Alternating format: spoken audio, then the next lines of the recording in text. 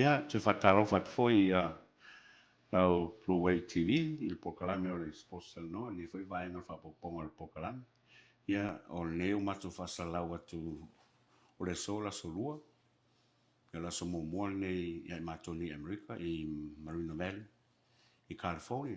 Le alau matu whasalau atu ai, ia, tonu pe o le talo suta sinai i New Zealand, ia prosfulua foi lea i la solua i la solulu, i New Zealand Samoa, ia e maloa fua Samoa, i tau whainga malanga man malefo mai fo i ni tai au, ia po fia lava o laulangi alo ma o mai i le whasalonga, ia u whaifo si lewa o tātou tele mafuta o na whaso, o ngā whai pokalame mea malava, ia o le whatalo whatuai i le sports Talanoa, pa ia malu o se tātou atunu, i siungai whawhengainga, ia tupu mai, me se fo i a whainga malo, mai lava i maunga tele o atu i alo foi whanau, ia malo se lu, me lato umalawa lo whaia tautu e ainga.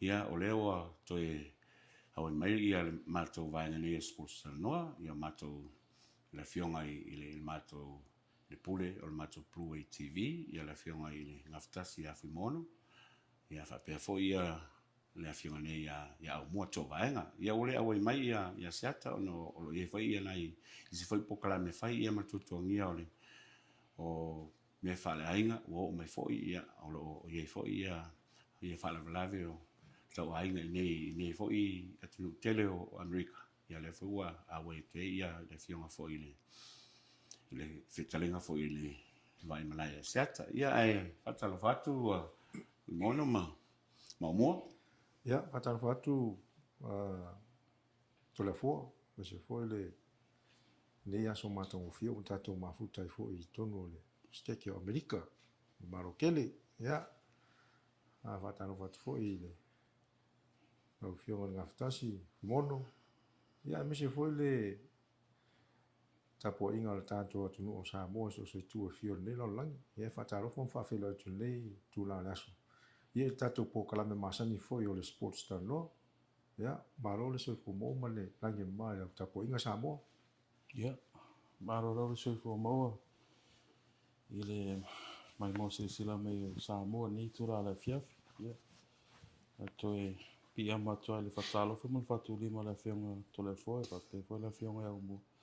Ia, mo le tole le whamaro, ia, paftai lava mo le mai moa mai le mato pokalame o le sports Talanoa.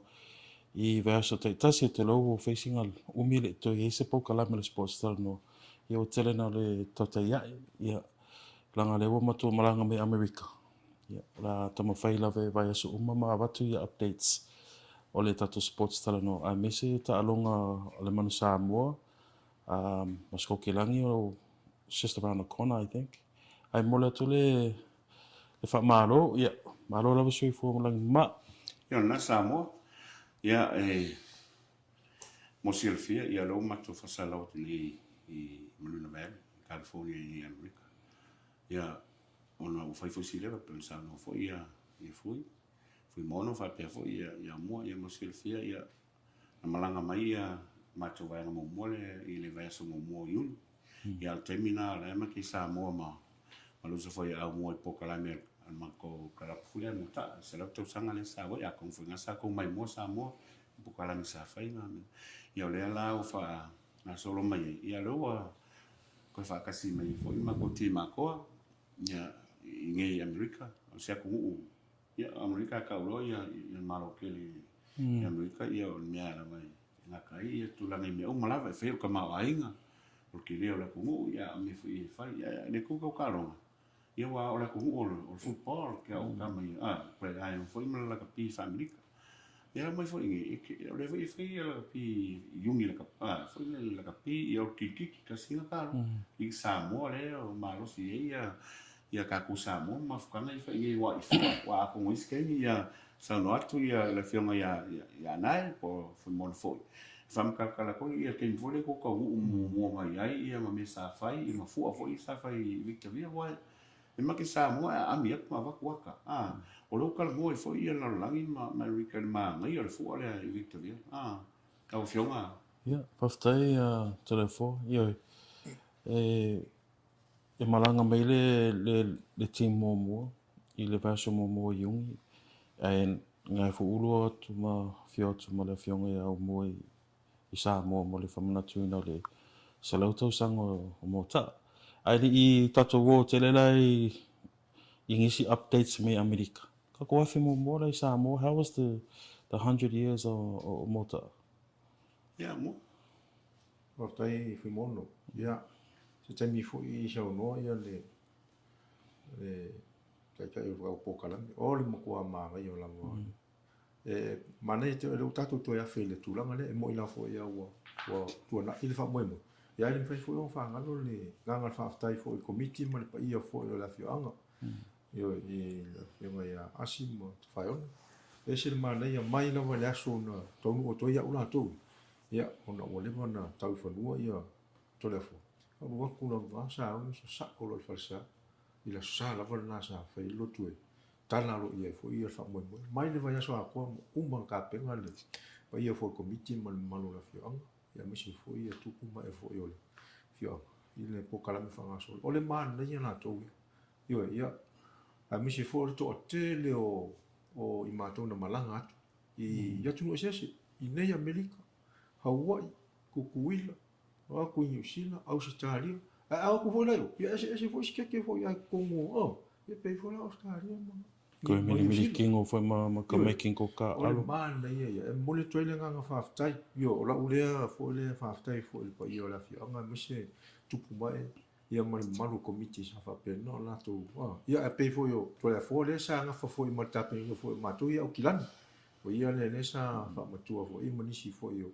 O la uso gane o la to suafa yo ia le so ia saito yo siloto ia o suafa fo ia nisi fo suafa ia lo ia o pe la to yo mako ke kupe nga sa fa pe na va ia pe ko inga ne sa palimia ko a wa kula vale sa mo ngal palimia le mene fa ia sa va ia al manga ia le yo le o le tal sa o fa ftaia o ko afia Moni o koe le fia ke o se mo fia na ya so ma to ko fu na so ma le me kupu ai ma ia la so sa ia ringa ka fu ma ia o le sang fi ele nga ma ko fu kam ka o ai ta to nu o malanga fa tua ko fu e fa ma ku ia le it's a powerhouse ia o foi la ni si o fa mo nga tu no fu fa fu mo fu ia ni si fu yo compagnie po e foi nisi o foi business o to ta pena foi ia se fa mo foi le matu kalapu ia mo la fi anga foi I tau to e fa le yo mo la ta alo a me se o tulanga foi mo o fa ta puai po grandstand ia a to no e fa fonga mai foi ia alo fongia foi ia fa mo lo ta pena ia le kalapu mo le fi anga o lo fa sili to to le mo le fionga ia to le fola ngala ia plus king. What's something that you guys have achieved in 100 years? Something that you can be proud of, milestone. Ia, saule a kongo no sa ngo ia lo so ia mo. Ia kongo lo ko ia fia ia se la to sanga ia me mo lava ia nga o mangi fo se la to sanga le la kapi al kala. A mota. Ia e pe o molia fo fa kai fo I komiki nga fa ma ia whaiongo wa te fo yasi ia malato uma saia. Ia e o maulungo ngeme o malawa le ka ua. Pia nge sauna fo ia anai. Ole o koe malanga ku o koe milkingo fo mala uso. I mako kua e nga mua I malai maka wasa inga mai. Ia whapea fo I mako lava wai keimi whaso so me fia o mea keimi ngei. O pia me ka ua ngol fellowship. Ole koe ia a whakasi fo I o koe kalango I keimi kua ia me ka o koe ki kilo wa ka ko keimi ma mea uke ai ki kilo po la leo nga mo kupulanga o lumanga o fia fo I la ka pi keimi how do we see it from now to another 100 years 100 years ma kanga e ke le ala mea nga mako ki kilo ye ma vai fo ye ia no al kala mako kalango ko ka ko New Zealand mako ngi ka pinganga mako mo so fo ia savai Michael Jones mako inga lu fa pe fo ia lusungi a teni kaleopa ia lusungi a mua ia malauso silot saito o paunga asofa ia ngasu e sara ia malauso umalava whalava au, ia nanai, whalava au, ia ma o ke lea ia mako malawa i New Zealand. O ko ke le foi ara uso nga malanga mua. Tuka foi me foi lawe ai. Ia pe o le kakalo ale me foi ke pe foi o le salako sanga lini le kapi. Ia nga ia foi ia nga uso foi makulanga i mea wai e fua le ala. I loa va ai mele Samoa. Ia mo ngewe ke mi o no mea leo le a foi internet ma i kulanga i mea umai o e ngei wa social media. Ia o fai ia i ngarfa i ungar kangaka. Ia kakalo sa fai i ngai alo honi whanga umara uso. Awa kako ke whamsingo koe whakako o. It's not about i polasi si mea kako i kilo se loko sanga laka pi o kako e kaupua. I makako ko i makako wa ai polale a wa kako kaimi o umape ai wa ai polale a ngā molu mga. I mo so o ngā kunga ma whalunga wa me mungi aina. Ia ele koe ngā malainga wa o Moataga kasile kalapu ngā. Fai si maulunga pe maulunga foi ngai lunga la vole I kulanga le ngaka kaupua I competition ai kongo o Samoa. Ia ia fika usanga pe foi Samoa ia fia me. Nga kai mi sa fa kala ngai me uma ke leo sa o kalapo moka wa ngai ka usanga nga represent e moka ia Samoa. I sevens or tens pe fa pega ia kungi fa. Ia ai e keninge. O makole koe wharong pere koe whafonga foi ia Samoa. O le ese mo ka ko sa lunga. O le siri langa. O la noko. Ia makole foi se loko sanga la kapi. Me langa ka ua ke le ia mako ngi makamalanga koe whafu. Me vo langa ka ua ia mawhaka ua ngai uso fo. Kako ni ko yo fellowship kako wa fisi nga luinga polano. Ma o me ka ua nga.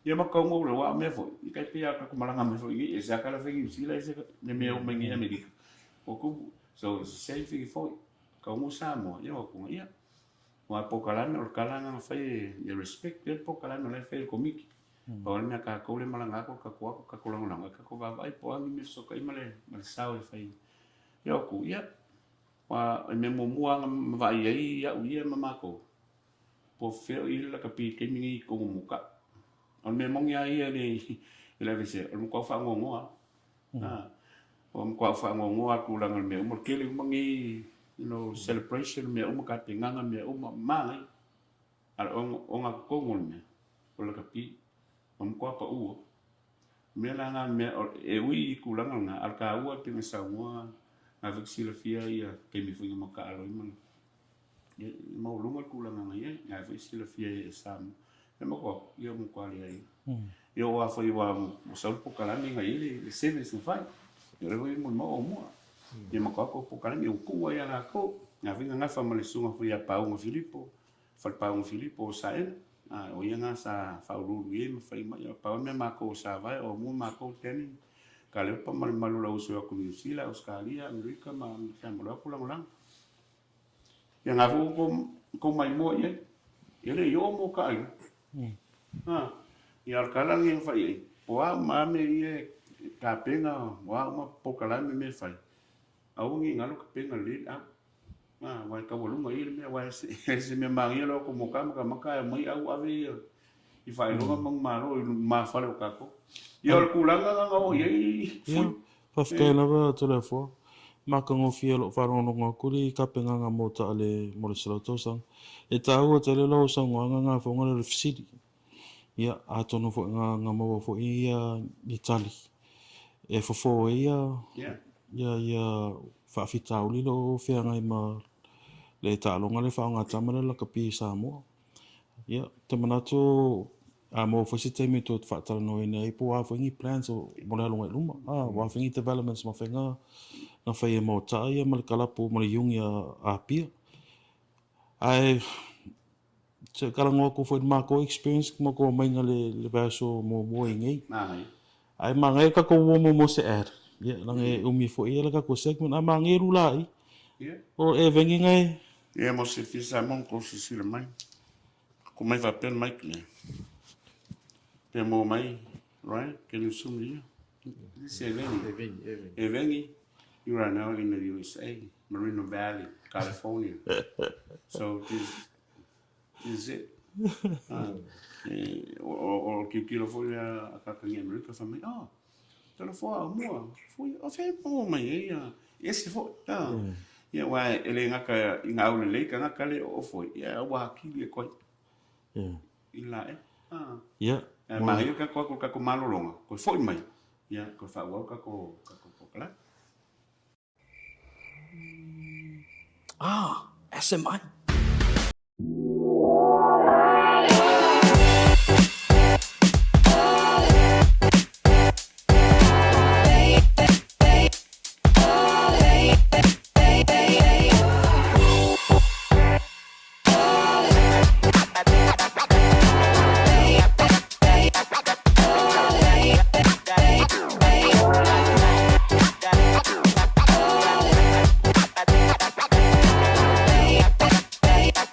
Manu le hatu o lo feafioa I au kilani ni usila e tausa I ria ni la e Samoa mo so se whaatasi. E ala I alo alanu ese wa mi tiafu whapea la e mo tamaitai mawhanau. E tasi lava le while o loa I au kilani e te maratuina le Eveni Pacific New Zealand. I le Auckland International Airport Shopping Centre. No mera Tasi John Coulter Drive. Out of a tonu la vole warehouse market town I le malai vale. Le Eveni Pacific New Zealand.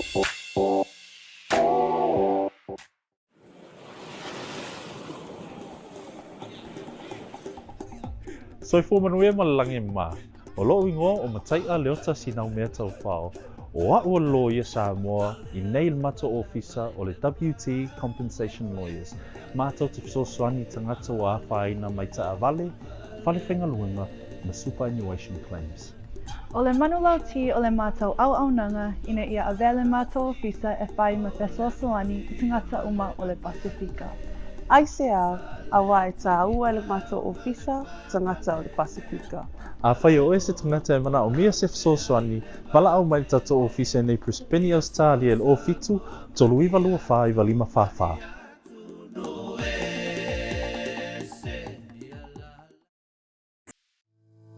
Le Quickfreight o se au nanga vave to e whaatutuaina.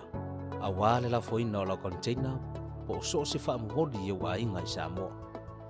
Whafasautai wa au I le o iwa, tolu iwa tasi, lima iwa, tolu tasi. Po le ovaru se lau, fitu iwa lima, tolu fitu alu. Le Quickfreight, au nanga vave, to e whaamaria lutu.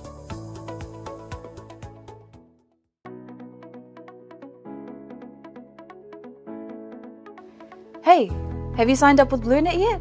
No? Well, let's fix that.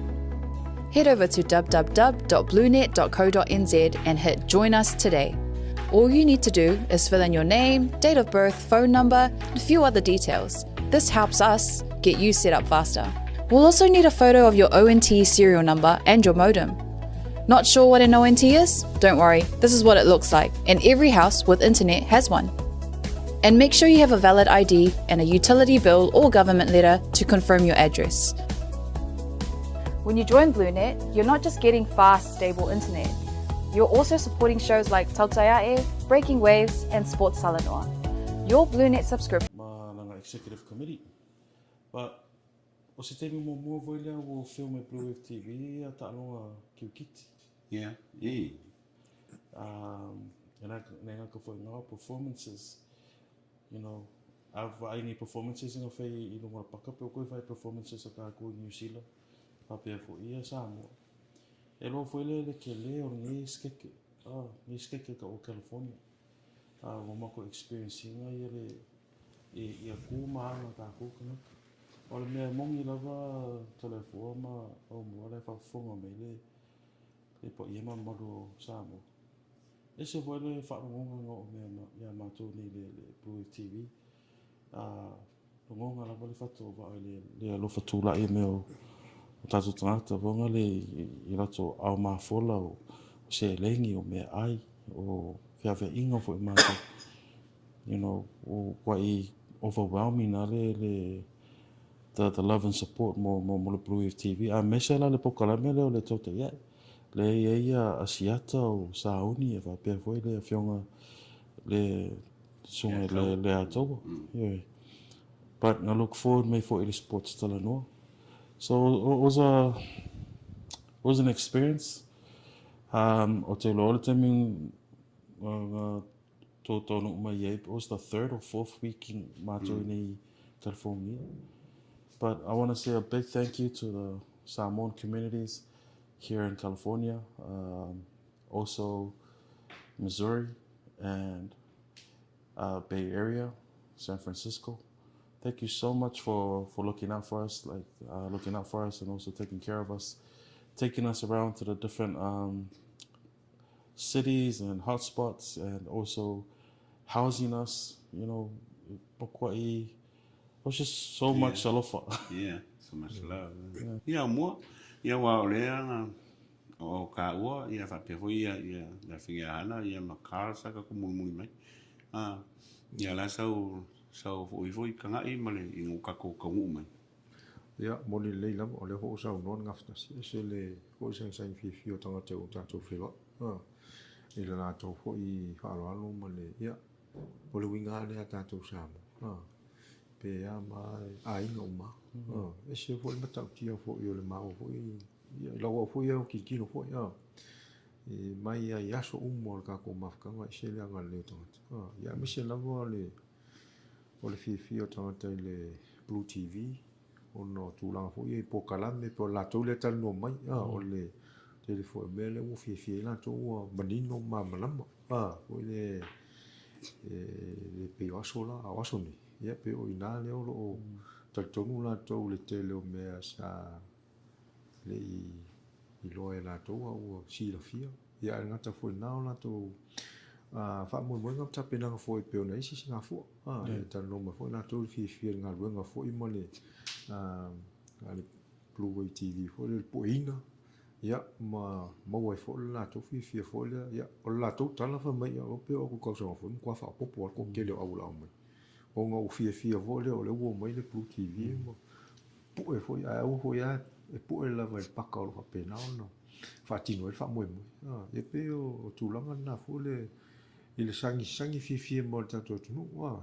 e lafo fi ia me se fo le I la ule mai tau to le fo ya me jo le ma ngai fo ia so le o le mero po e ko ka ko kala me so I le mo le foi fa fka ia Belinda masanga inga fa pera fa fongo me ni tula mo le tula fa fta ia o le to fin ia pe ngala nga mako api ke me uno ko me fo they took us to show them their piece of the area la ko fo I ku manga ese fo ia me ka ko and o le mea foi ke o ke akai foi e o mea ngai ka maka ke mele fai poka lami ke pera la rola ko va ai kingo what goes on, how it happens, because e piko mai luma ia asiata ma le atoa ma sound ia o ko ifo o Ryan o misa le living me New Zealand like they're seeing the whole process evolve in front of them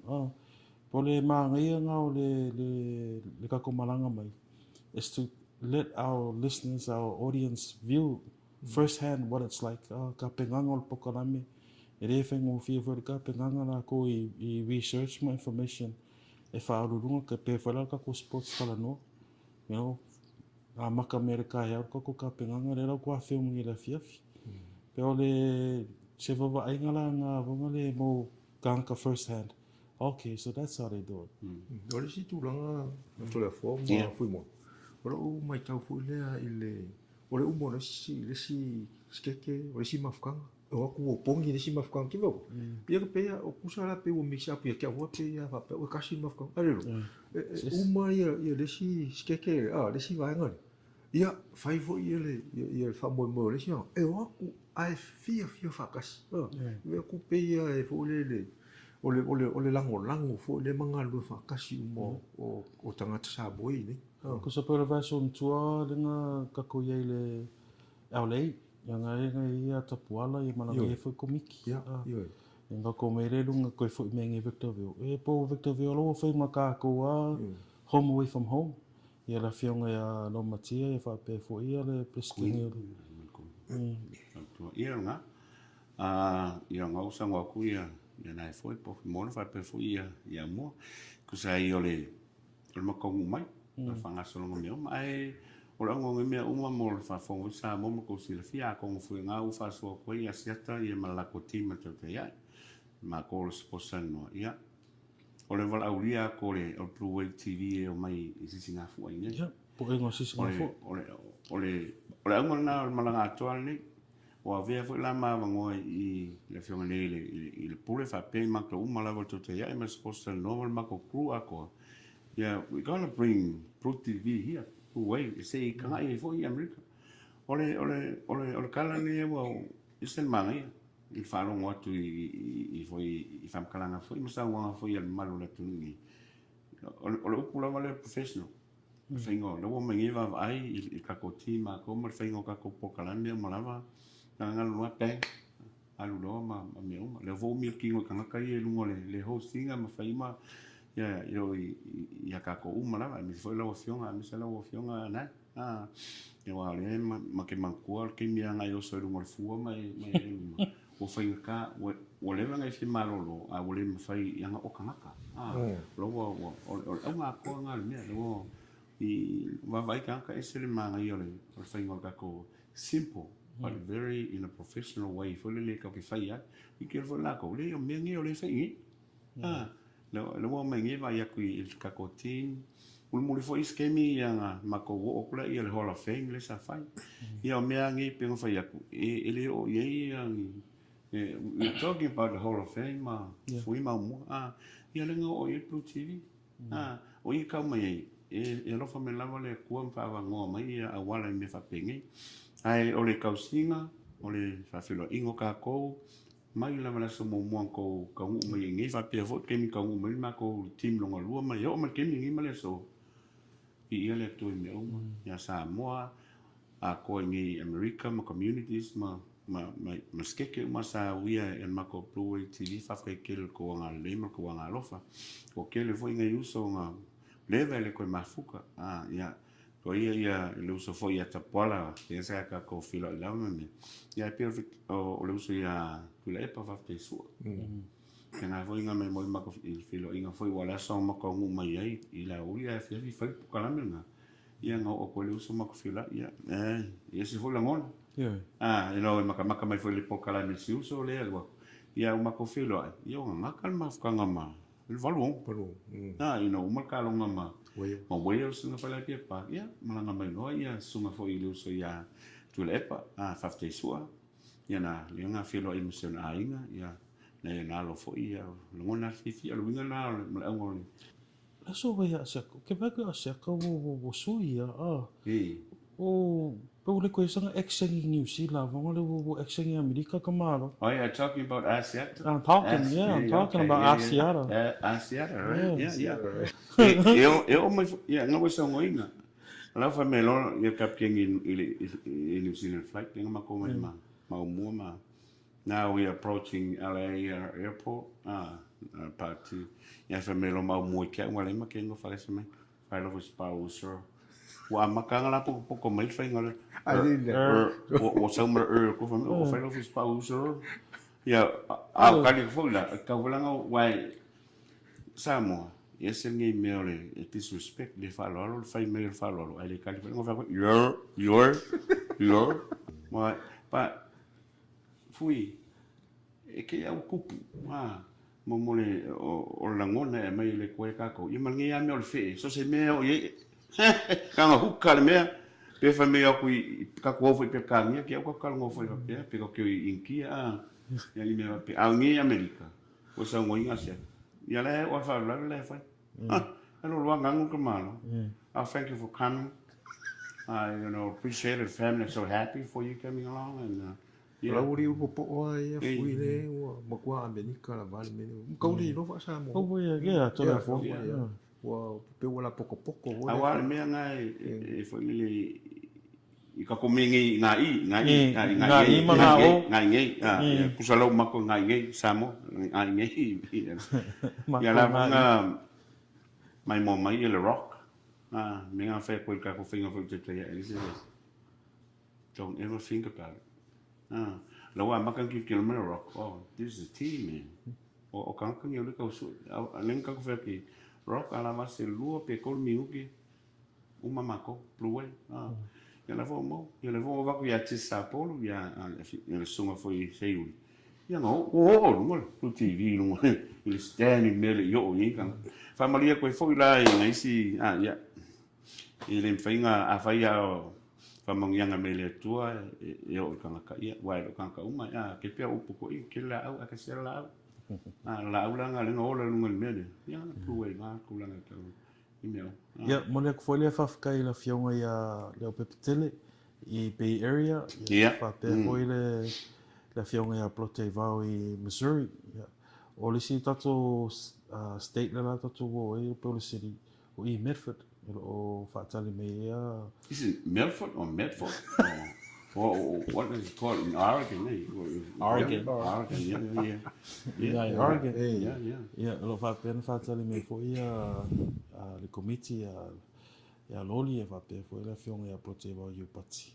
Ia, rato tununga lisi tato graphics ia o le graphic la ngā le o le kako timetable ngā po scheduling ngā mo le moaso i ia moaso i ngā i Medford to le whainga alotu a le tatu atu iai ia ma le tatu pōsiva le aso muli ia whaapea ngā ke laka for Medford pero ngā i Oregon ia fio mei tala mei au tatu whaatasi mili tino whaatasi ia ma whalewa noa to te ia whalua i fo i ia tō manu ia tō whaenga e whapea fo i Andy e ruputea, whaenga la swafa.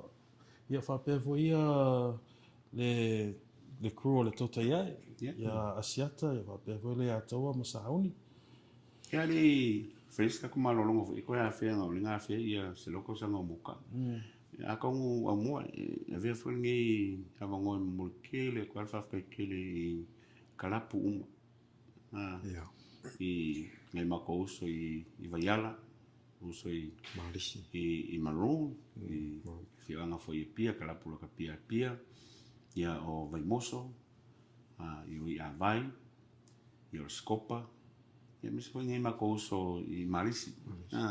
Le polisa whaile ko Portina, i se mangai, i ngai ke ole i o fo i kalapu se vai, i kua i kua, ia malau kele la voli ni la pi i pia o se vai po fia lava pe o ver se la ko sanga le moka pe o ver ma reunion fo ia o ficau ni mai ese makango fia mal mangai o le mo kele ko ia fa fa kele ve ia ma ongi ma mo e fa fa ko ko pa ia mo ko malu ko lango su o makango fia le fa mo i kulanga me umala i le ia lo fa le ko so soangi fa ko kumu foi meu fa ngo inga ko wa lo fa le kapi ko wa lo fa kala pula kapi mota ia alo faftai to le fo te lola to se break ia to te tali mai ia to fa Talanoa lo la ia update o talong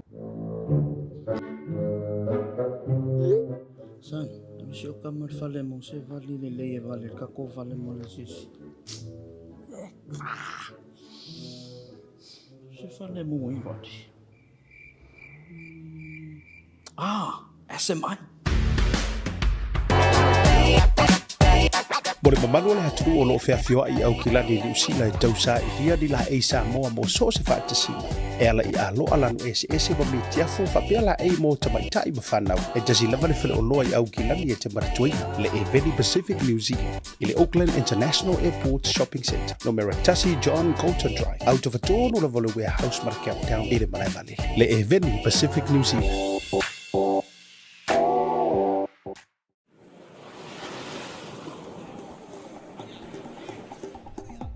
Soifua manuia malalangi ma. O loo ingoa o matai a leo Tasi nau mea tau whao. O ua lawyer Samoa i nei mata ofisa o le WT Compensation Lawyers. Mātou te whsosoani tangata o āwhaina mai ta avale, whalewhenga luenga na superannuation claims. O le manulau ti o le mātou au nanga ina ia avele mātou ofisa e whai ma whsosoani i tangata uma o le Pasifika. ICR a wai tā ua le mātou ofisa tangata o le Pasifika. A whai o ese tangata e mana o mia se whsosoani, wala au mai tato ofisa nei Prispeni Australia le o fitu, tolu iwa lua wha iwa lima whawha.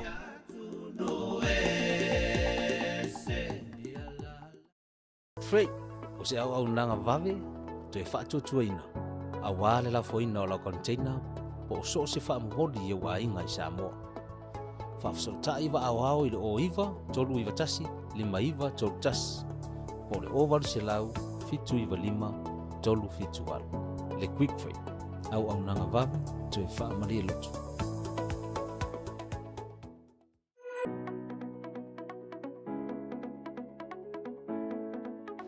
Hey, have you signed up with BluNet yet? No? Well, let's fix that. Head over to www.blunet.co.nz and hit Join Us today. All you need to do is fill in your name, date of birth, phone number, and a few other details. This helps us get you set up faster. We'll also need a photo of your ONT serial number and your modem. Not sure what an ONT is? Don't worry, this is what it looks like, and every house with internet has one. And make sure you have a valid ID and a utility bill or government letter to confirm your address. When you join BluNet, you're not just getting fast, stable internet. You're also supporting shows like Tautuana, Breaking Waves, and Sports Talanoa. Your BluNet subscription helps us bring you more content. If you sign up this month, you get $10 off your first 3 months. If you have any questions, call 0800 258 638. Join BluNet today. What's up, guys? Lupe Soraina Auli, Joseph Parker here in beautiful Samoa. Make sure you tune in to Blue Wave TV. Ia, o te whai mai whai ia whaoina whai o tatou pōkalama sanoni ni teimi. Ia, mai tu atu lau whionga whai mono e whailo te whai ia kako sponsors. O ka ua i o ia mo sirfia whai ia ngā ruenga i lato umalawa lau whai. I o atu tūlanga lea whai mono maumua. A kong foi statement fai loto le sunga li pulnei na o ali singa mafuanga o le melo mako ia mako i America o tato kongu mai a fumon mamu o vava o kas pansa solo fio mai o ora o le mafai ko kel inge America o le singa le songa kele ama sia onga foi ama ko man makiki i melo ko ingi sila le fa pe un ferro i sponsor ka usue e makevile kwa maomua fui e fena ke pa o mai pisi sami nga ke ya fa me loko ki o fe ele alen o nga ka usu ele kala mo kanka ka so song i main sponsors fo i mo ka ko pokala i nge America Samoa all le nga kala i le level i lunga i kula nga sponsors me mala ai o mai lalo i alo kama kamalo kam fa na o Samoa fo i America o manguia pisi si me mo penga ia le wa mai la ko au fia lango fia mai sponsor ia ka ko Blue TV pokalano le sponsor noa ia me se fol ka ko tataia ia o mela le amo la sa si sila mas ka ko ai ko me ia il ka paki mai a sponsors melo i oni le lau so nga to la fo ese foi le ma ese foi tau tia fo le ai o tu ole melo e ngi ia ka uso ole ko ia so ngi o mai kanga o mai sponsors i se fisa so nga ia la vale ia si ele vem fafta ele mo sponsors ia pole o nga le tato malanga ele ngata bangale ka ko mai film ia le ia flag day ia but e mo vole mo fa ka kala mo ia pisinisi o alo mafai na Samoa lo fa penga ngarue ku ngi America ia tolu le fa ia company fo ia no mai enda tota ngo ia we fo ia marire nga fo vale ngi ko fa makuli ia o te lo foi office temi to au ili ia connections pe so tanga fo ia lo mo and that was the most important thing but ele ma fai vanga fanga lo inga ka ko existing sponsors bole 12 tai lo fionga tuilimu bole fionga fo ia tulafo so ma fa ngai il Tasi Market mo ma ro si lama in Blue Wave TV so se pokalame mai le sports Talanoa tau lava to ia e fa pe for the Breaking Waves mo le 12 tai le SMI Hardware tamatai pule malvingi lopa e fa pe fo ile sui pule lo nei i o kilangi New Zealand ia mai ava ia mo le 12 tai la fionga ia sila i Moatoga Upholstery thank you so tai sila le fa fanga lo le uso ia la opp tala i lene Pacific Ford Yeah, the Sanita Hotel. Sanita. Yeah, Quickfreight NZ Limited. Yeah. Yeah, mole ko foi le whamalo i le whionga ia fua, wa ai, le Eveni New Zealand. Yeah. Tō tana i mai. Yeah, whaftai mo la ei wa atilina o le le nei usu. Yeah, o telefo mai si tangata o me tua. Mole te whale whaftai Auntie Ruta's Barbecue Catering, takeaway ngai o Tara. Utah. Yeah, whapea whale Island Grinds i nge Utah. Oh, yeah, thank you so much. Island Grinds? Yeah, whapea na te mai mua mai, yeah. Saungi me se plates o na uso, yeah, pea to we're not big eaters, but yeah, we love you. Like to promote your restaurant. Yeah, JEVIK Catering i ngai Melbourne. Yeah, whaftai Melbourne. Yeah, whapea whai lea whionga ia whaimalo Allen Styles. Yeah, the man. Thank you. So Tuala, Moana Rentals. Mole tu Samoa rental, yeah. whaftai, ia lau kua mole le mato te mi whonga le e Talanoa mana iusu. Mole tu whaftai Ruth, i le travel agent of Ruth, lenga book me mato pasisi mato whirelei mai e ni Amerika. Thank you, Ruth. Whaftai lau maro lau lau sai. Right. Yeah, mole tu whaftai nisi o tato pā anga māsani o suswangi mei ali tapenanga. Te peo sala, aunga a Mata Limited. Yeah. Tu mai fo langa ia tau au ma le suswani mai fo ile tapenanga o le matu malanga mai. Yeah, se wanga ngape ngisi o sponsors o ngaru. Yeah, pi ole au keling al manga ia ole musu mai au mua wa vai ko ke mi we fo lai fo ia tu langa i sponsors ia wai pe polonga kele ole me la ngalu kele i au kelangi fo i me lo ka ko ma wai ka sa i ngone ke lo wa pe ole au nga fo ngi male kia ko ni ka ko mai ele mai fu ia ka ko mai pe ka ke mai showcase ka ko ma po ini yes yeah, you know ile ala fo langa u ka ngai me ka ele nga ka ko mai wai mai ka ko isi le lo fo ka wai mai fa me ka lo fa Whafkei fo e sponsors le rangorango me ka ko pokalame because o pokalame rau ka ko ngā lue ma pokalame o le a whai fo i pēr ka koe fo i nisi. Not only to inform ka ko kangaka, but also to educate, help create awareness. Wanga le ere ngā ke mea ko iau ke role tau te ia e u rau kawa o mame ko porkiki. But, you know, o i re sports Talanoa me tau ta alonga. So se ta alonga le o ngā lakapi, o le pokalame a hana, o issues wanga le pongi awareness mo tātou tangata ia na whananau ia tungu whafo me Samoa. So we're looking to cater to all factors wanga le different audiences. Yeah. Te loa sau se temi au tātou tino fo i ata whaasolo. Yeah. I ata te whanga. E whahalunga te tātou BluNet TV. Te le lava le au ngā le tātou malanga me Amerika. Mo mau e fo enisi ma fo whanga.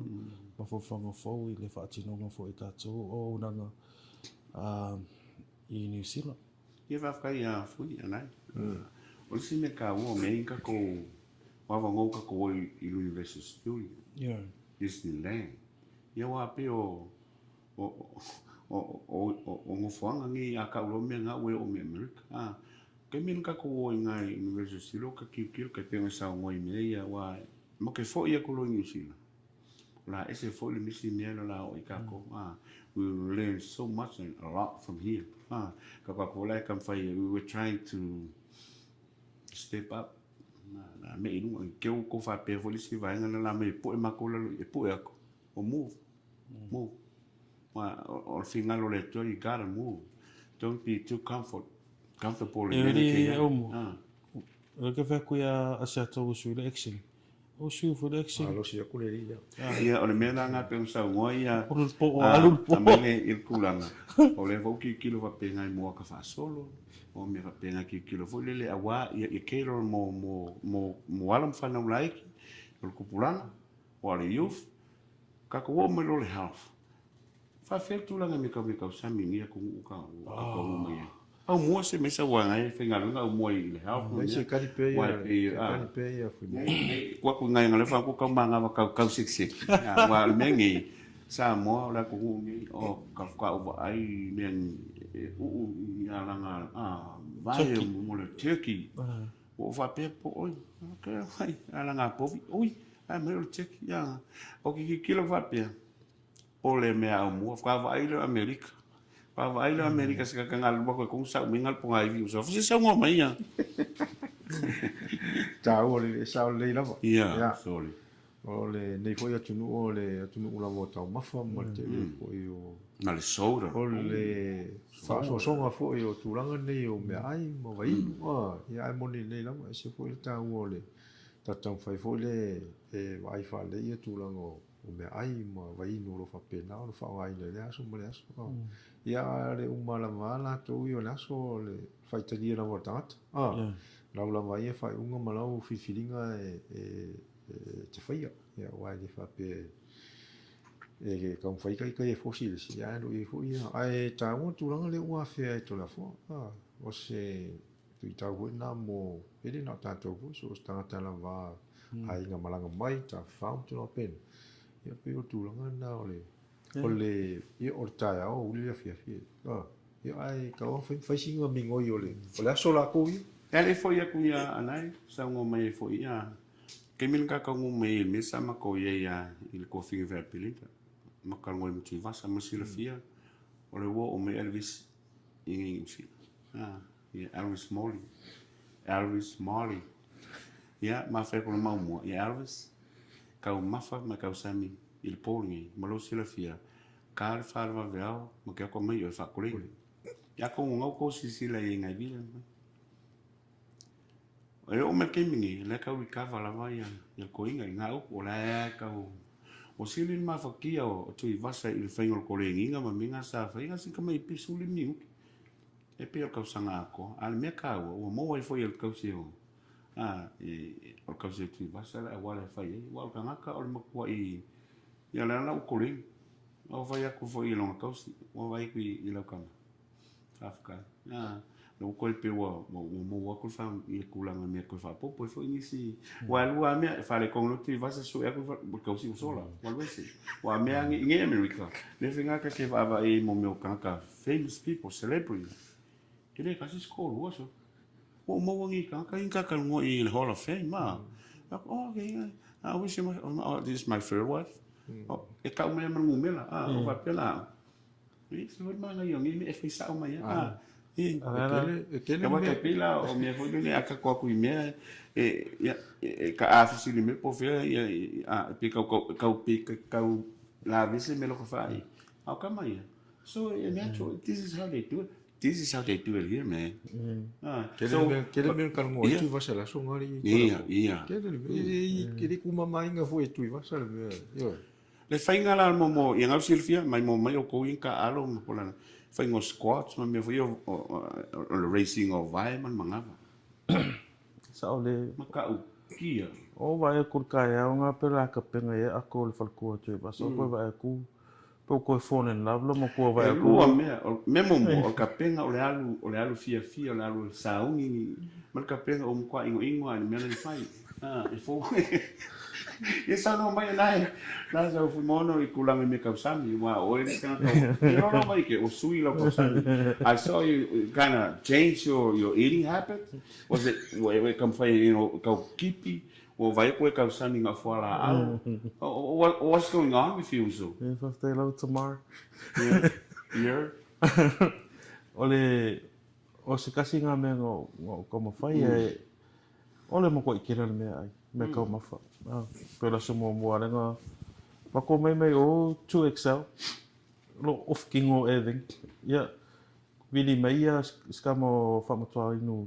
Rasmus me uso le la senda kulisi oka o fa ko ya famatua so no fenga me ska 3XL ka malo but how come you're wearing large now XL it's XL oh yeah that's discipline man that's discipline you're doing really well but an meole me ai sa ole yo ole kausinga foi ka ko re fengo fi ngai ka ngaka se ma ngai ai breakfast lunch dinner it was overwhelming like so much food so le singa me ke ma vuka pio ka ko yeso la Samoa ko ke le foi na ma ko ki me ma ko me ve kamari ko ia ko fa vela me ko yang po ngi le ai me ka ma fo so la ko me la ako fe ulo se mo ko ai le ulu ma le lu au ko ai ngi everything's fresh man yeah After lava to la forma o mo que era kakalanga le second segment was supposed to be for the sports update yeah ai la tatou tatou malolonga ia tatou foi mai ia latu lo ia tatou updates okay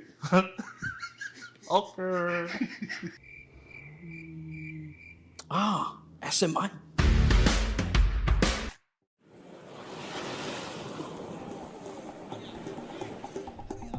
So for manue malangi ma, o lo ingo o matai a leo Tasi nau mea tau whao, o ua lawyer Samoa I nei mato ofisa o le WT Compensation Lawyers, mātou te fisosoani tangata o āwhaina mai ta avale, whalewhenga luenga ma superannuation claims. O le manulauti o le mātou au-aunanga ina ia avele mātou ofisa e whai ma fesoasoani I tangata uma o le Pasifika. Aisea, awa e tā ua le mātou ofisa, tangata o le Pasifika. A whai o se tangata e mana o mia se fisosoani, wala au mai tato ofisa nei Prispeni Australia o fitu, tolu iwa lua wha iwa lima whawha.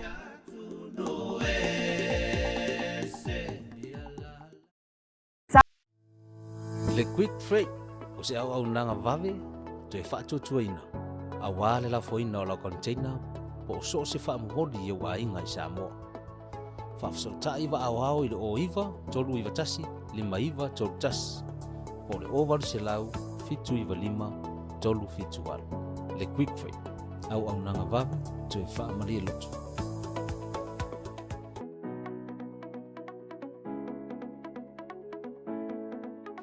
Hey, have you signed up with BluNet yet? No? Well, let's fix that. Head over to www.blunet.co.nz and hit Join Us today. All you need to do is fill in your name, date of birth, phone number, and a few other details. This helps us get you set up faster. We'll also need a photo of your ONT serial number and your modem.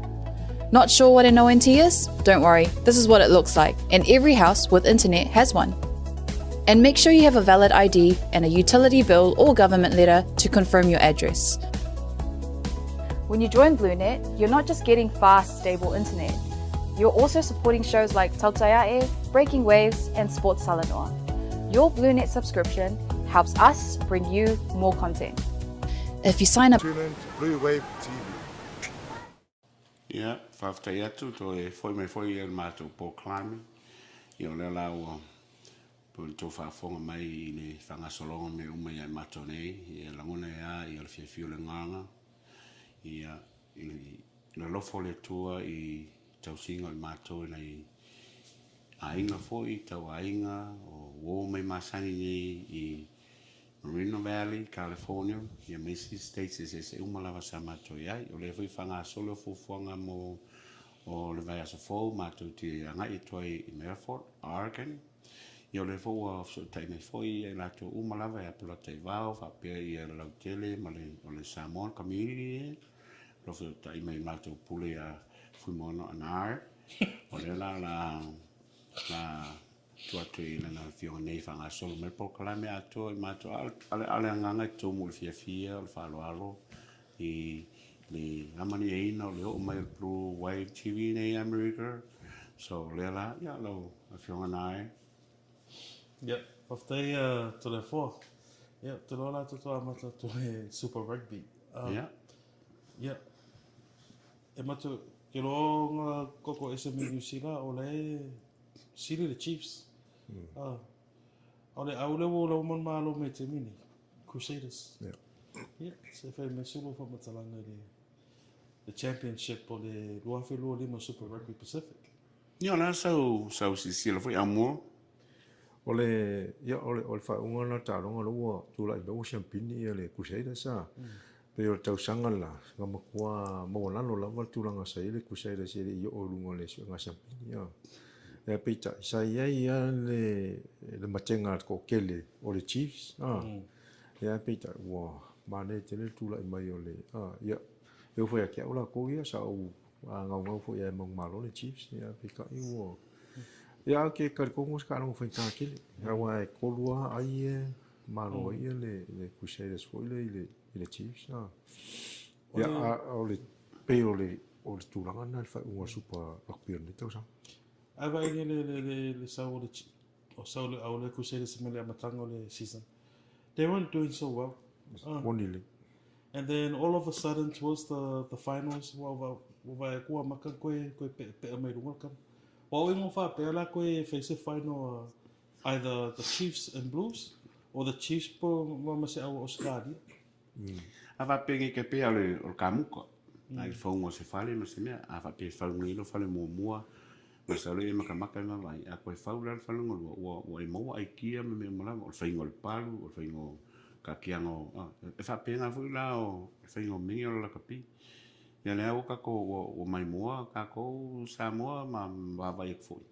I loka kalngongi au inga o fana sa ka kalngola ku seila sia mai lango hisi wa me umala a kalngol se fa ingo o me okupungi yang ka kilo penga mai I kausa ngokonga ya o le tami la vale ku seila sia ia malo me super rugby mal kemi super 12 ma sui mai at the same time for ifengo aungi kilo ala ko il fenga wa pise pattern for how come we didn't reach I mere o pa o ke le I le nga lo sa lunga sa wa malo wa isi foi me au ma coaches ma kala ko ngi foi me la kom foi copy mai ya I fengo le nga ka coaching foi le fengo o skiers me la ya me se la va it's a whole package Moana ma o le mentor foi a kamka alo wa o me foi nga Silvia o mo ka le manga kolengi fa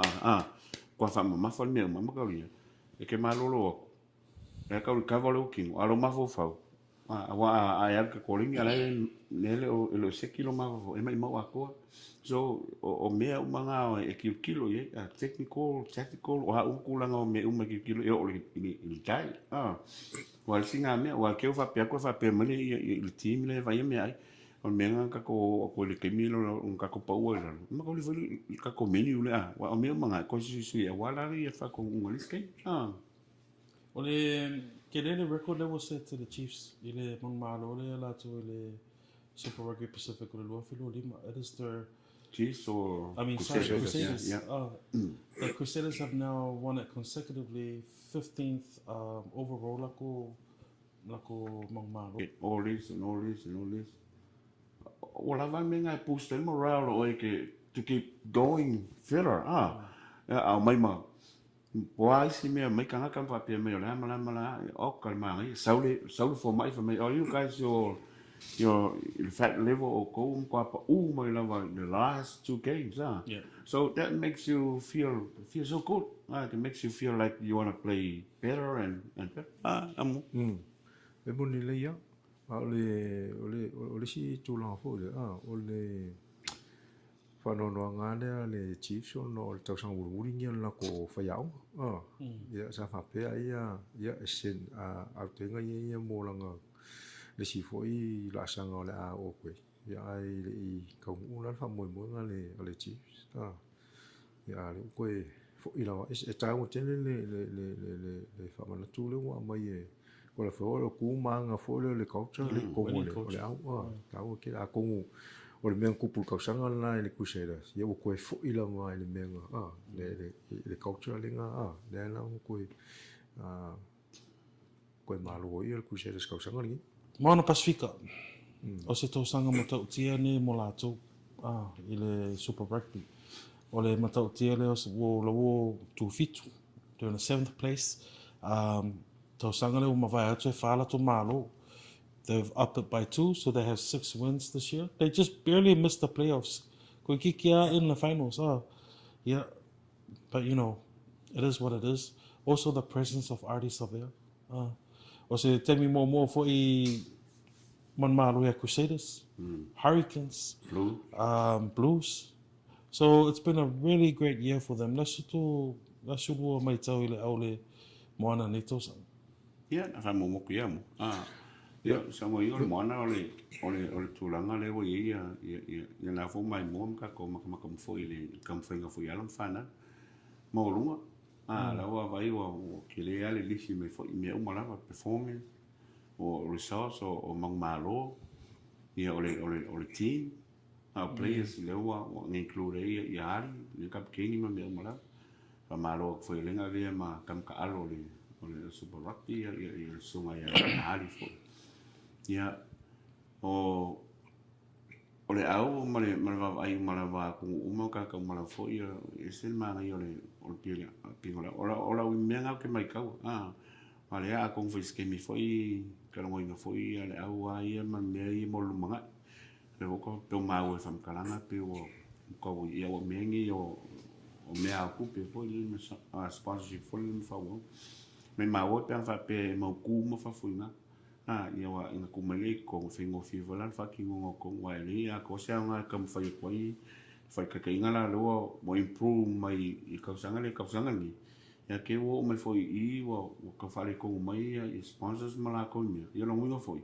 we going to be back to square one ko ka pier mai foi wa ma ki ngo la foi o la o singi foi o play mo moni le ia ya cha ula mala to ia e roi fa malo ma fa stai fo ile sunga fa yau ia me fo ia na longo ia tena ne fo ile captain ia ali savea ia a me fo I to tele o alo mo fa na fo sa tau ni tau ia ma nei tele le tau sanga ni tu la mai tele na la to ausia tele o iso ta longo man malo au le ia sa ia sa tau mate fo I to tele o tatou pe o runga se sikulanga le ia pe ka ko sanga ngi wa kula I mai ia le pe ona sa no fu mo to ti tia o tatou le play off le su ai le champigna pe o ina na va nei ka lunga ia muri o fa ngo ia uia ka ngo wa le fa pe mo si o le fa ngo lo ke mga o inga ia au sia le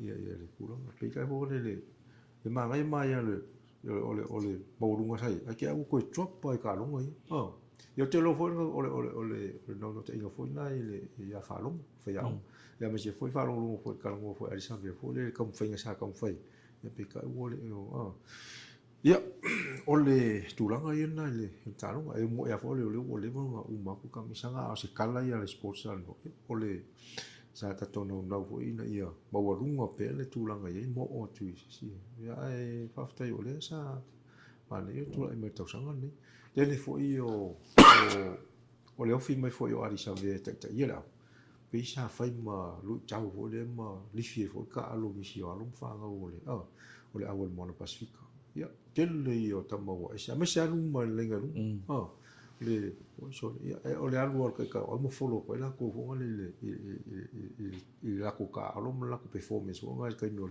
kamisa fa kai fo no hapa no show ia pinga fai ma home ground ale Moana e o fe so le fo vai ni pa la ni usulu ia mai no fai mai ma ngai ale o la te le swing on Moana ne to sanga and they could only go up from here. I saw ya artist there.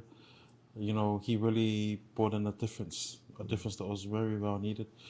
But I vai foi si tu o nga foi te role se senga o le lepo le ta alo I arti. I ma le level ta alo foi isi. So o le inspirational I le ta alo le kapkeng in Moana. Yeah, o le fie le to tele o tamata alo ton le Moana la tu a mi se foi ia alo mo fa no tatou le o Samoa le ia miracle fa ilangi ia va pe foi ni si o tatou tamata alo. I le tūlanga voi la le financial issues, ia. Te loa le se au le se la tō whawhitau li tō tupe, so ingo for sponsors. To maintain a team, ia lo te whaitau tu I li poki, reports here me le news, it's 2 milionga ele me te tauna na iai every year to maintain the Moana, but that's just a set cost, operational cost. E lo iai mai si mau costings wonga le, me sa le Whewai, o le accommodating of whonga le pēr malanga I Ta'alonga. So, yeah, o te lo fo o le te talo fo tole forma o mua, I le pūlenga o le Moana, yeah. Ia manuia le tamawhai sa ili nisi au wala. E mawhai na te wha le lea I le tatu Moana Pacifica ma le tōsanga fō. Yo te lo foi wo masani foi no vaenga le PMA fa fitau di to seling. Le awala there's a will, there's a way. What do you think about the outlook mo le Moana Pacifica mo lumanga? Mo au ia tātou mo Samoa, fa pe foi le au tong. Ia, o te pe au mea uma, I leolanga, ia, ko kalongi ka long, trying to win a competition or step up, na umako nga whamkalanga. Getting there is one thing, but whaka unga me maintain is another. So rela wo mangia lo improve from lako ranking. So o mela pe whawhiwhianga ko improve aku lunga pe e o sempingi pe whawhia o alisinga mea o mea mala there's a lot of factors involved. Kili mea wawai ele ngaka coaching o side o le money, financial side of things o mea uma ia ai foi la I players la kosainia ma ia ma players la oesi because Moana can't hold on to the players ba pe mga man crusaders ma aulia skali po fela kala po foi le franchises foi le lava le financial back so melanga mai maui ia wai pa wan me wai ia o ngai kanka foi Moana they can only faila ko ngana ia fu la vai il kupesa kuma me mo ia o le situla fo le ua kau o le ua maua foʻi kelekele ia kama ia la o ese no o le Moana kelekele ua le sa muamua ga o arisavea la vale alui ia ma le kama le sa wingi le konga le wingi faapea o le Chiefs laga a ke ua uma kuloa ia le Super Rugby ua kuga ua sau le lisi ko kele o lakou ia le la o ese ma le Moana paua laga aloga po le gafuga o le sainiga o gisi players foga e faiga koe kavaiga ia ke leo ko kama ia ua ese e pe o le tulaga na la faafeika foga le ia ona koe leise se faika o le faiaʻoga la iai tua pega o le ua magai a koe sau ae ke lē foʻi se galuega le faiaʻoga ma lakou koe pio lai foʻi e kamafou ia la o mai tulaga pena paua la lona papolega o le tulaʻi mai la lea ko kele o lakou le ua ese ia koe kausuʻegi sikaga ka kongo mua ma ia wale o ka kalongi ni professional la kapi so ka kusa kam ka alo mal coach ma ka ka mo lenga lo ko pe fa pengi o lo la o se o mai a ko sui mo le whole team o le mela nga coach e fai wala ko kongi ia me fai nga lo o le coach bia le team o avango vola i ka miki ia le o mai mo la vango ka un fa ka lo mo lo vango le sau le se nga ka sau ngai o kala ngolo le mengi no i ko kongo le i sau lava o mo lo ma fa me everything has to be top notch me lo kolegi la mindset me lo professional i la kapi me ka kongo e pe sa ngoi lo sa mo le as fa ka poi foi foi la o mai pira ko ia Ia, malo whawhkai. O le aule le Moana Pacifica, e to o wha ia tama whanau ia le lata alo mo Samoa, le te vai atu le page o le Super Rugby Pacific. O Michael Curry, Sam Slade, Meilani Matavao, Matuna Tuitama. Me le au le Waratahs, o Bradley Amituanai. O le nova ai atu le au le Manu Samoa. E tele lava ia aluma whanau ia e ta alo ni Amerika. O le la ta alo to le squad le la ta alo le talonga le ma Scotland ia whape for the Pacific Nations Cup. La so lua manatu i le tatou au le mo le tausangani. ia mo ia o tim salo le se tatou tali po la tulaga iai o le foʻi ngai suiga gau ai foʻi kamikiga e misi ai foʻi latou ia le ua faamanuiina tonu tatou au ia ae mese foʻi o le faiaʻoga fou le usau foʻi kakou ia e po la foʻi sesi kuaiga game plan po la foʻi le kaalo le kako au ia o le o lau foʻi ia vaai o le avanoli lei foʻi le motoʻatele latou i ufifilia ia e lisi e foʻi luga le au o le tatou atunuu ia ngai maua anai fui o ngai ko kele i alam fanga o ku fungi Amerika o maka mai i competition Amerika le ora mo ko le ia so le o komegi ka alo ko ele ngai mo fo sa ko backline lo ka ku me America o ka ki kilo ni so a o ngi nga lo ma ka nga lo ku lunga il maro ke le ku sai o ka lo ai fo la we ka ngol ku langa I da be nga fa so ia fam kala o ke mingi e ma ka me al coach e pikilo oi o nga wo e lo le ya lo nga lu fa ka ko o ia ka ko ma fo va pia ia finga ka le fa fa ma popo mo la wa ngafi o ai ora le ai when you're the coach you know what to do we lo responsibility we lo inga the expectation ka ngaka we lo inga ia le challenge no fa sanga moi so o me uma ke fa ia ave a ko ai nga wa si la fia lo ba le finga e o ele ma mi ko nga mi va pe nga le fa so ni a lo wo ko when you're the coach, you coach whatever's in front of you, whatever team you got, you take it from there. The overlap plays. Oi la mala le coffee ko ke e foi ka aveli so for Samoa. Ko e wa kola vai. No excuse, no laying from kalanga fa pe no, you gotta have the mindset lunga I prepare. La la val kem pe fa minga luva yaso ma foi luka usanga kolingi. O me fa penga kam fai lava ia fai yang alo o le level away. It's not a super rugby. It's not a club or provincial. This is international level. So you have to play e ke moi e ke ai e ke ala koling kaukala I le level ngalo so it's totally different ball game. Ka kongo au fala uma mea ia le skora ko include la ma ke ro ma como que foi ele calunga por stand pai ai se me ku.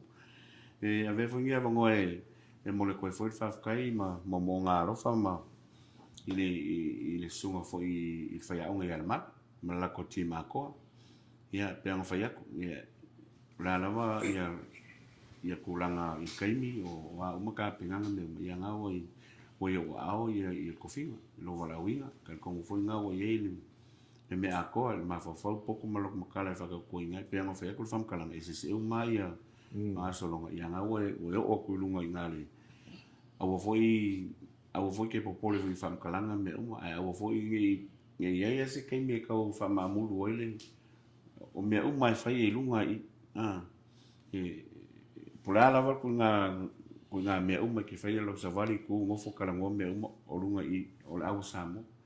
So there's no room for complacency. Se me ka ua I la lo I kulanga me e mole ko ia famungi ke la vale al makos sports Talanoa o ka penganga ka ko mam Samoa wale o le au nga la mai fui ma mo ko manga ia la wala no ka ko foi o alo foi ngi fa na o sa ngi ka wa ave mai ka ko ngo fa ia o mala ko umala so le vo ka ko foi o ka penga ia I ka me ki penga fa ia ko ile ko yingi fam kala fa pe o le la vol ke mi ka pe no awal ma fo fa penga o lo sa ngi ka ko au paul me fa ka ko Samoa lango ave ka ko lango awal ka ke vai ni si me fa fo ka ki kilo la ka pi ma alum fa nga ngi pe fo yo nga ma ui me foi ma u isen ma ngi yo me fa lo ku la ku ma ka nga ka mo ainga au loku ai o lango ka ko au nga mia foi ele malu ma ka ko man Samoa ele lango ka ko au ka penga ko mo skona na mo Kala, ka mai ke le tulanga lo sa no ia tulafo sa o le leila. Ese le level le wo ye e ke le ko le kalapu. E ke le ko le super rugby o le wo lunga me ka international. O le sikulanga fo le o le awongi ko o fungi ka ko ka ngo fo I le yungi na ko ia. Fa ka ki le yungi na ko ia pa le me ka muka aro makua o e ka. Oi. Awongi fa pe angai lo le ai. Makua ka alo Ioi, a fai ko ke aku funga le o seki le game plan la ka aloi sui si mea. Ioi, inga fa nga le mafofau mo le mo kam ka alo. Awu fo ngi ko ye yang si kulanga funga fa pe a fai a le wo mongi le ia to le fo. Fai lo fi ioi. Ya, ku a ko e se la po sing. Awu le mafofau mo fo kala e fai aku. Ala fai aku fa pe ngi le sports no. O ngol makumanga inga ia le ia mamang malo awu ka ko ngu. Ai awu ke polo fo yungi yoi a mese mai al fa ya onga o manage ma oila fo inga wo kai malanga ya o vai ku fa kasi le au ko fa penga yoi fa ka ki ia le yungi awu polo ye yoi ai ole o le anga i rumo ka ko au ma ko aku i se lau pase le ka alu pula fa penga Ia, whaftai o mua whape whaelo whionga tele fo, ia ngā usa unga o kuia tō manu fo i o le tato tunu, i le manu Samoa ta matuai. Ia, o le tālonga leo le wā Samoa masko ki langi ia, e whaile le susu valo i ulai i Eden Park, e mo mua lawa le curtain raiser, the classics versus Pacifica Legends. A whape nai te whia le mai mo matapua i le tato au o le manu Samoa. Ia, ulo mo lo tuluna le tato screen there, the QR code. You can scan it. You can book your ticket to go and watch. Pete alu fo ilunga le tatu penga te whailangi le tiki tek. Ia, mawava aile ta alunga le Samoa versus Scotland. Ia, whatau so ticket. Langolango tatu au manu Samoa. Ia, o te lo tatu o mele si ua le tatu pokalami. Aile i mai le tatu pokalami. Ia, tuma o tatu Talanoa. I le Hall of Fame nga luo a fio tuai. E le la fionga ya se yuli tisi sapulu. The 17th Annual Induction Gala, California Sports Hall of Fame. Ia, tole fo. Ia mua, whanau mai. ia o se aso tāua ma se afiafi foi le toe mau le walauria foi sa whapenao na walauria i le Blue Wave TV ia le foi nasa finangalo i lau whionga le puli ia e ma te sawa le wali i mua tole fo ia ma se tasi fo i o tu fino o tato lau whenga renga ia ma futai maua mano e ma te muli mawina e fo i le ia le a foi whamanuianga lea o le sunga le se iuli a te sapo o se tūranga mawa e foi ia e se foi awana le ali o tala whianga i le foi malanga mai le Blue Wave TV ia ma le nei foi whamoe o lo whapena o na tau e foi Samoa o se alo whasino foi i le tātua tunu ia walanguna foi a ne nganga me foi ma le whaftai le ia o soifua le o matua o soifua alo whapena na ona alo ia fo ima whapena ona tau ave pelingo Samoa nei alo fo tatu ia le sunga se iuli tisi sapo o se aso mana i tele ma le tāua le langona fo i le fia ia o ka ko ka fia fala ali fua i fo ia na fia fina to i le whamonianga fo ima le whauina fo i o le uso vai le suafa i le tūlanga pe ona i le Hall of Fame fo le nei California tole fo ia Samoa ia e mo lava nga mole whawkai ma le viinga le tua o nga o le avanga o le amaua ia mo sirfia foi ia o le California Sports Hall of Fame ia le nga mo ko le avanga foi o le Blue TV ia le mako vainga le Sports Talanoa ia o le nga soka iaku ia le sunga foi le ia se iuli se Sapporo e fia mo lava se avanga e o mai foi ia le Sports Talanoa ia maungi malusongi o maumua e makeo mako ke awai aku le pole ia o sold out le ia mafanga man me sa fai ia fa fai o mola vanga mole ko foi il fa fai ke la i le sunga ia se i sapo ia me se foi ia langa ia le uso ia mau i kulanga ile ia la fili ia timi ia le sa fai soka inga mo le la vanga ia lo o klaso le ia wanga le so le sa fai ia le tona i fo ima le fa ma vai fo ma community Samoan ma Victoria me fe ole mo sa vanga ka ko ke ia le malanga mai ma seta fa pe fo ia lo sunga le lipu ia pela lo ia ma ia ma mo ia fa pe fo ko finge ia ia le ma ko o le maulunga i o le aso a konfuenga ua ko mai mo skem foi ku aku i aka ma i lunga ku sai foi o le pokalame ma fiafi o le me piko siling ka ua ngalangonga ke le ngaso ia ma ua ma le songi a mo le fakauva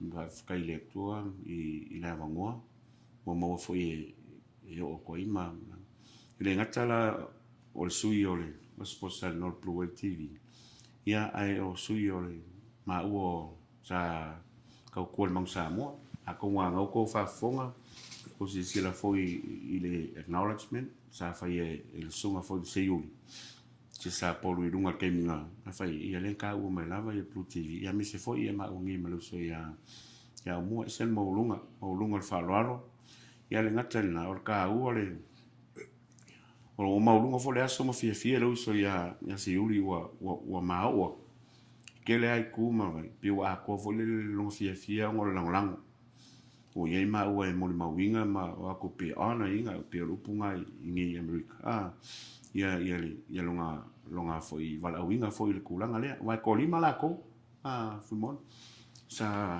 intact el pole o le sunga ya Shane mostly fo le ka fo i fusus ya se yuli se sa polu i o le ngonga soka ia ma le finga nga sa ia o le former Olympian swimmer pe lima kausanga lima i Olympic so champion ia ma kanga brown o kanga o sprinter sala vele 4x1 America ke teni ten pro NFL professional player mo kwa le yo ko lima la ko ile pole o le sile so ke lenga mo mai ma oi o faingo me America o le Hall of Fame o le kwa le ala va na ngo kwa kong pen uma straight na e mo ke ko lunga le mo sila fisa mo o ma kong ba kong mo fo la le 49ers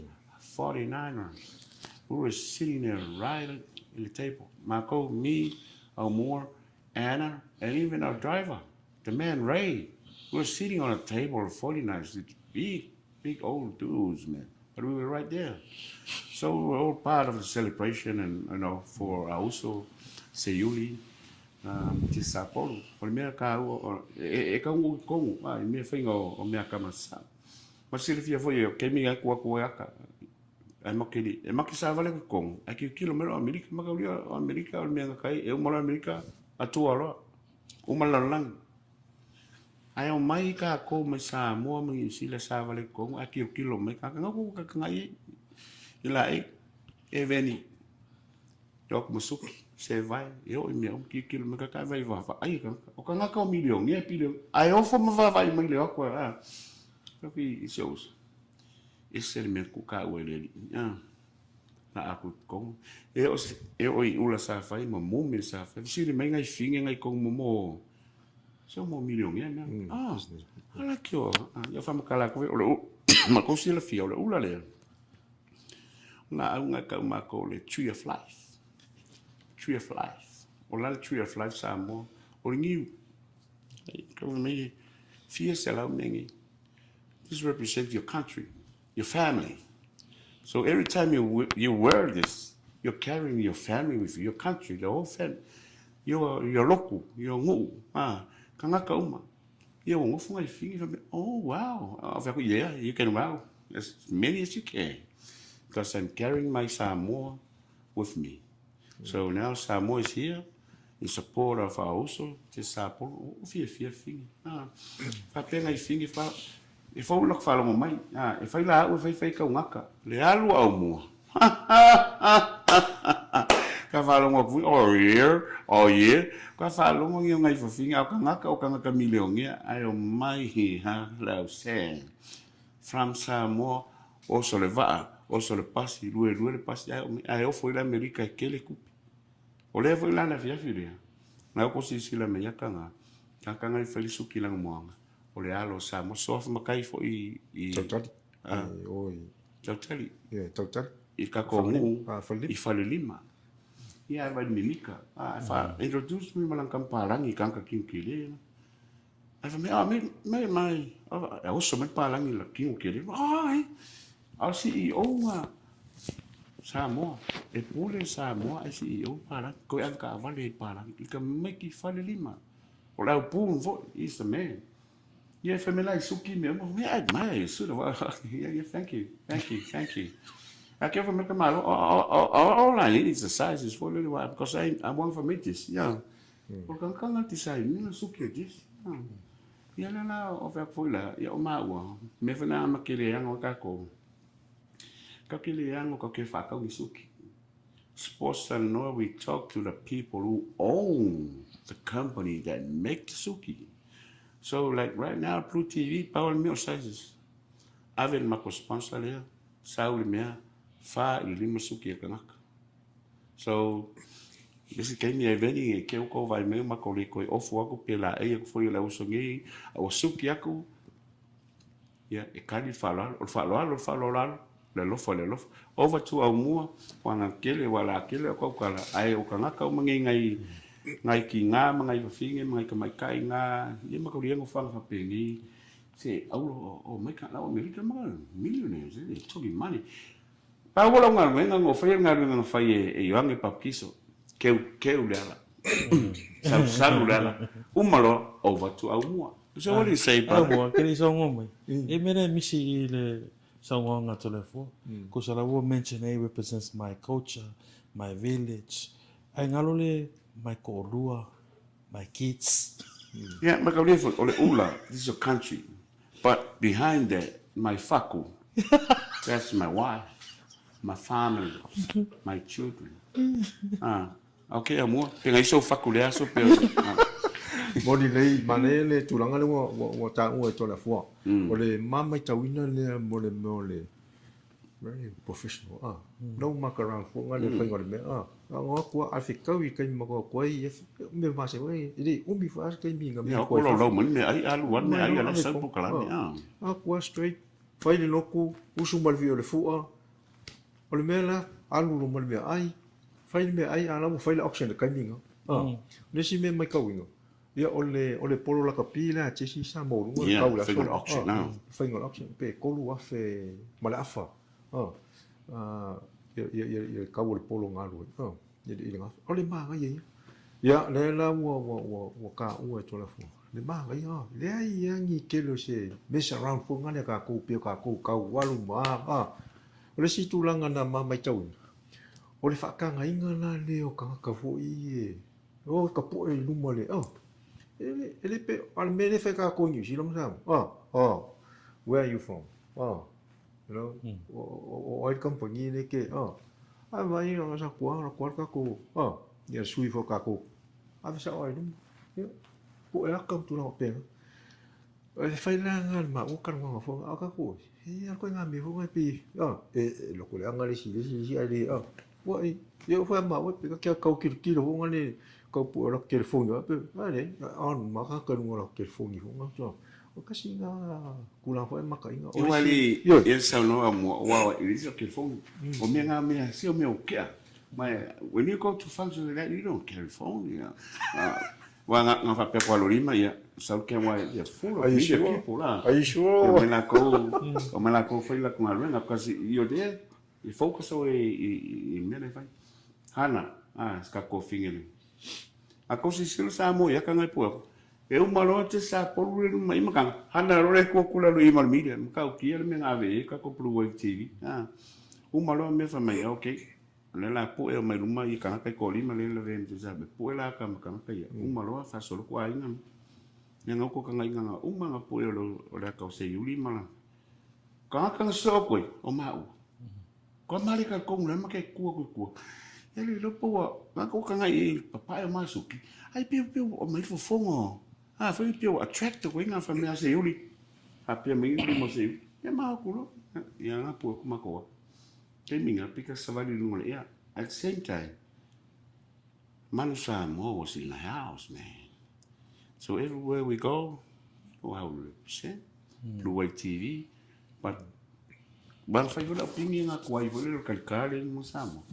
Se o mai ka fa pe la ula e ka pu e that's nice okay yeah all right when mo ku I o fa ngo po kala me a ngi America ma Hall of Fame ya ko o sa fa mai o manga ngai e stars foi o me ka ma fa me ai ia e fa ale e fa me po kala me ala wa mai mal me pingi ala o lunga ti se e o mangi so me me maluma. So ese mai o fai le pe ka ko e uma fai kala ngoa fai mea lau mai le mea ai ko fai ko sauli e mai o fai kula me ka ko ile umi ai so o lisinga me ma learn mai foi ma pu mai foi fai o mea America o o ka penga me fa pengi mua ko ese makangofi o le mamalu o ka ngaka fo sorry ese le Sa tō mau tu i whamatalanga o te uli sa iranga operation or something like that during the... Yeah. Sa mau tu langa speech, can you amplify that? Ia wanga whailanga ka oko. Nga whaingi pia le whaku ea nga whakaopo so inga whapeala ka ngakali. Ani ko kampeka ko malo le 94. Inga e maka menga le rosinga kwa ka ngaka. Whaimela le speech o pia me foleni. You walk the talk. E kaukala mea lama sa ungo mai le uso fo. Le respect a kangaka ia te sion kwa mau. Le pela sa ungo mo wa fai fole auxil mo meu. Okay, lo se polo anga ki te si kore lang pa auke. Ala kwa te fami ko fulu mai, ko mai. So le akon e malo le pitne, e malo le. Te lo ro wa sa vole soka i melanga pol soka mi fa pela vainga. Ai malo le polo ka pia dis. Ya. O kangaka. Le name. So pe pia le brand. Blue TV. O ke mingi le value ka ko Blue TV le. Oh my goodness. Oh my, I'm telling you now. When we go back, you're right up there, top notch. So me and Moa, we went there, we met with the millionaires and all that. At the same time, we hooked up with some very, sponsors. So Swangi may for Ikako Blue Wave TV. I just support. When people look at Tasi, behind Tasi is Blue TV. That's how it goes. That's how we roll right now. Yeah, le ngā Samoa, te lowo tatou o mai le whaiunga le tatou pokalame. Ia, o le mea mo tino lava. Te opena ma o mo matue fo e te New Zealand. Tina, I don't think your husband's coming back. Now I'm coming back to bring you on, my darling, and all the kids and grandkids. But there's a big need of the Blue Wave TV, and I'm so proud to be part of the team. And good luck for our next moment. We are moving to Medford. We're going to go to Medford. Oregon. I'll just do this real quick. So we get into Medford on the 4th of July. Yeah, lafo we're going to the parade and fireworks on the 4th of July. On the 5th of July, the church service at the Samoan Seventh-day Adventist Church at 3100 Antelope Road in White City. Yeah. And ole service nga ole live longa le Blue Wave TV por tota ia. Yeah, ole so oi, ole sa, ole faile lotu sa mo tu fa tasi le tas fulu le taiao. Ile 1900 by 1900 Greenwood Street, Medford, Oregon 97504. Yeah, ma le so nga fua, ole so foi, ole faile tato po siva fa mavai. Yeah, ile ho at First Christian Church at 1900 Crater Lake, i Medford, Oregon. Yeah, so taia plote wau Upati, ile whāli mavalu, 2 5 tasi o monisi whamtalanga. Mora te whale whafte o rawa e tunga i runga fo ia le tamai a Joma, whalatua ia le ata. Ia me whangi kemi e mole tue whoi whafte i tira lava i le sunga ni.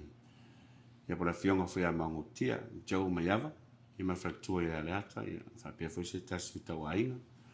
Sa alofu tele tatu whai ngā malanga, ia me se whoi sa driving a mai maua mare so ia au mua, i no whaunga nei, mo tele atu ia whafte i tira lava. Ia te tunu whoi o mauni la lao, ka whaunga sa moa la sunga li pule au mua ia ma sposa no whapea whoi to te ia, ia siata, ia taua, se leri whapea whoi ia luso ia mori, ia tivasa, ia watu ai ia mato momo o ngā rofa, me se whoi le whamaisenga, i le uso ia Laumatia whapea ia tausi po whalatua whoi a kuini, ma le aingari.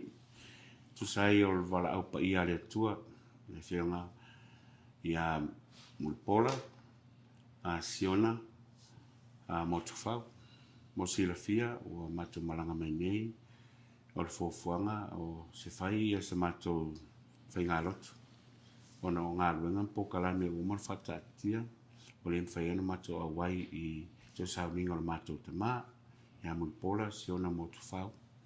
Ia o le lai whaiana mato fufuanga mo le pokalame la soa tai ao, ia no mato malanga I se tuaile I hurricane la stofi, ia o le fufuanga mo asiata, o ia lo whamu mo I le whainga o le asa fo I o mato te mā, e mo te le tual mato whamanianga mwhamisenga, I pa ia o aina, malua, I tina whapea ia no whaaro, ia mana ainga atoa tu sai fo I o le wala au pa ia le atua I lo tātou te mā, ia whamawhanwhana pea le atua, ia I tātou uma e mese fo I tau aina, I tu sai o le wala au le atua se tātou te mā, ia manuia fo whango malawa, tak tonu le lofo malanga leo le atua, ia o ia la vanoa fo I o le tātou te mā le lang, o lea, ia whama matua I fo I matua po kalame, I nei, I Reno Valley, I nei California. So we are so happy and proud to be here again. And we are it's an honor and privilege for us to whiloi mo kako community ngi Samoa, ngi ne whanga matua iai. Ia mai a whimono, whionga le li pule, whapea umo nei, ia mau nei, nei sports Talanoa. E mo tele tu iar whaftai Samoa I tau mai mo mai po whia lava, lunga lau tā vale, le ofisa po whia lava, ia mo te le atu whaftai tele lava sports Talanoa, le tau whafonga se mari tua laro, o lea foi se upu mastala o le tau tangata tau whafonga, ia, le tato tu ilo mo le tua le nonu ta inga al BluWave TV ma sports Talanoa, ia moli tau I atu, ia tu langa o iunga o tau mwhainga ala mo whanau, I lalangi atoa a fia I foli malo telo mwika lo mato ye ni. I lo tu langa le olea, te atoa whiloa I lo vasa fau. I la lofa malanga o le tu al te nei, fato faʻasoa. SMI.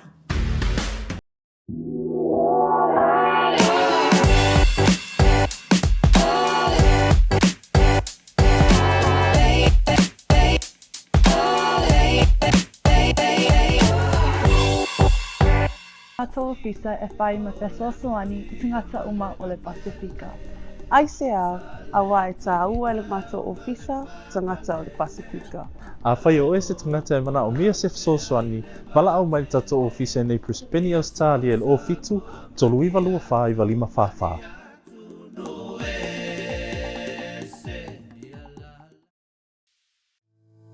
Le Quickfreight o se au nanga vave, to e whaatutuaina. A wale la foina o la container, po so se whaamuhodi e wa inga I Samoa. Whafsota iwa au I le o iwa, tolu iwa tasi, lima iwa tolu tasi. Po le ovaru se lau, fitu iwa lima, tolu fitu alu. Le Quickfreight, au nanga vave, to e whaamaria lutu.